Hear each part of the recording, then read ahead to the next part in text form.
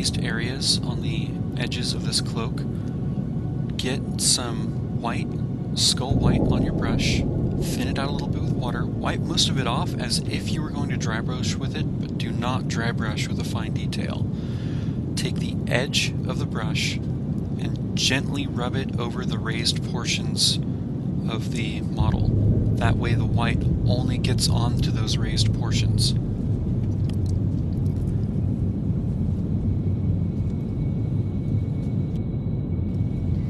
We are adding a layer of Dark Angel's green to the model. Thin this out with water.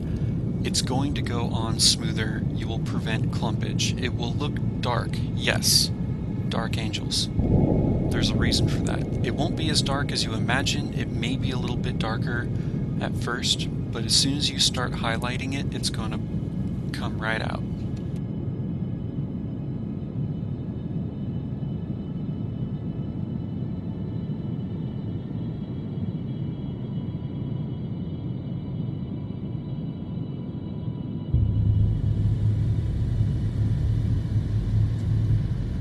The highlight gradient I used for the Dark Angel's green was very simple.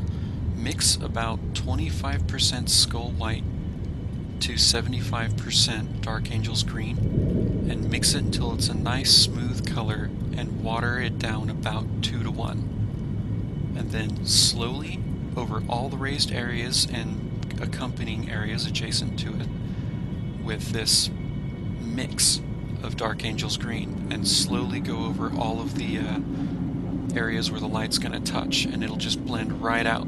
It'll probably take 5 layers.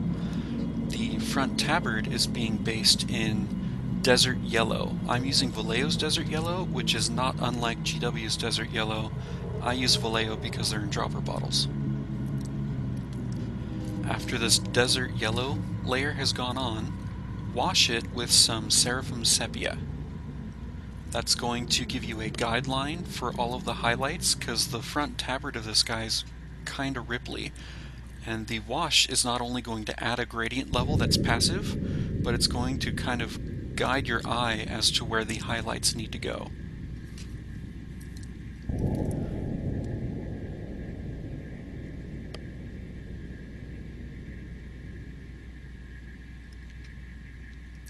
I laid the model down on its back to allow the wash to pool. The highlighting is just bleached bone. That's all I'm using to highlight. The tabard is very watered down bleached bone, just like the red, just like the green. In case you were wondering, the red was highlighted with corn red and blood red. That's the only one I used different colors for. The highlighting process of the tabard is going to take a little bit of time because it is a very pale color as an end result, and since it starts out kind of dark, we need to go layer after layer in order to get the proper elite Dark Angels effect onto it.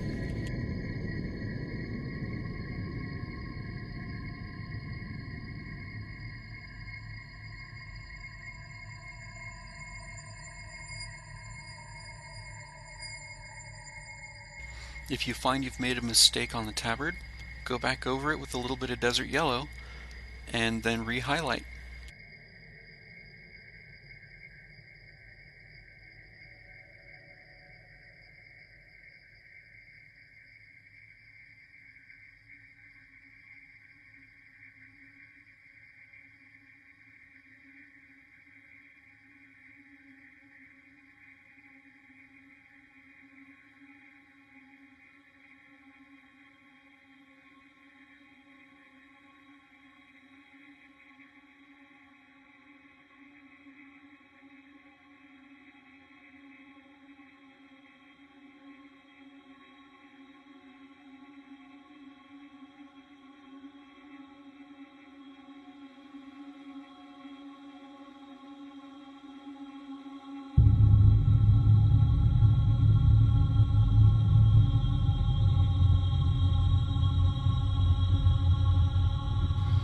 See, I've put several layers of bleached bone, and in the end you can put skull white on the most raised areas if you like. You can mix skull white with bleached bone. I might have. The smokestack, I think, is one of the most identifying parts of this model. and it seems intimidating at first, but it is very easy. Get some Codex Gray and thin it out and highlight. It's all you really need to do. Go over the raised areas, bring more layers out to the front, and then wash it down with a Badab Black or whatever the new GW Badab Black is. Once that has settled and dried, go back over it with more thinned out Codex Gray. And if you really want to lighten it up, do a little bit of thinned out Fortress Gray, but not too much. It is smoke. It is supposed to be dark.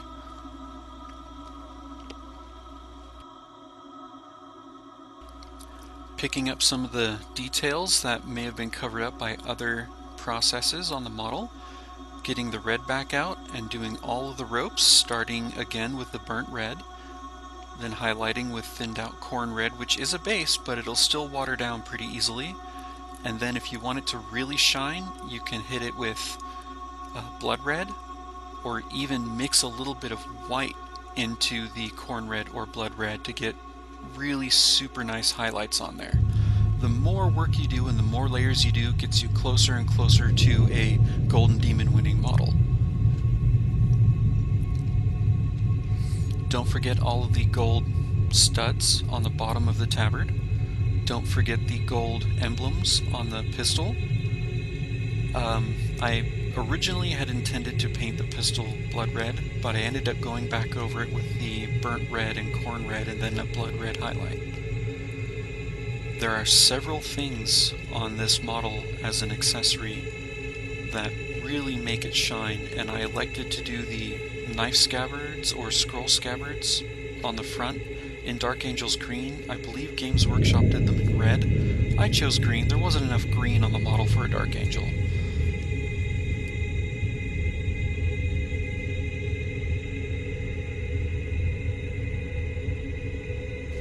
Got some real-time painting going on right here.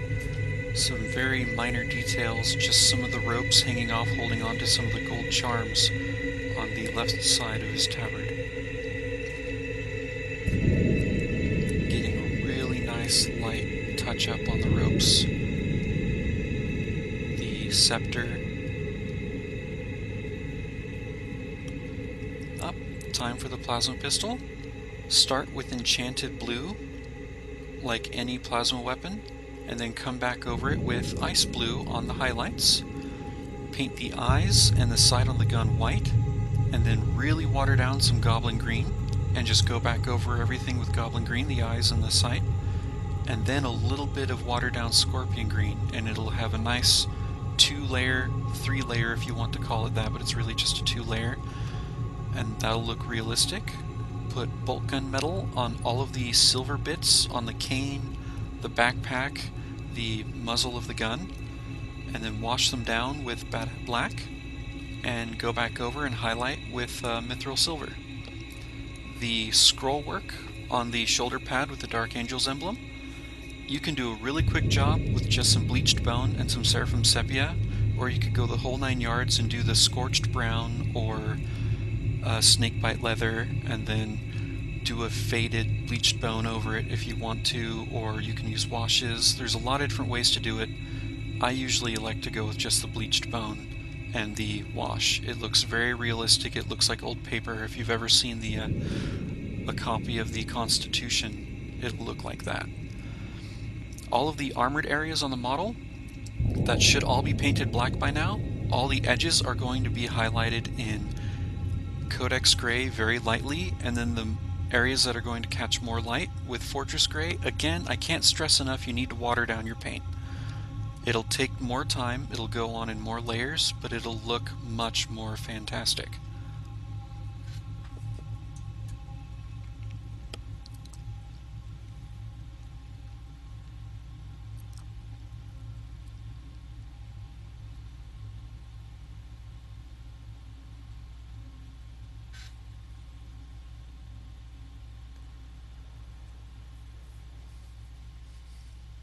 And remember, if you've made any mistakes, don't beat yourself up about it. It's not a big deal. Rebase it.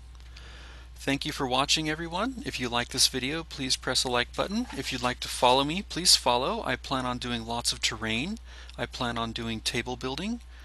And I plan on painting more models. This has been Tabletop Hobby, everybody. Thank you.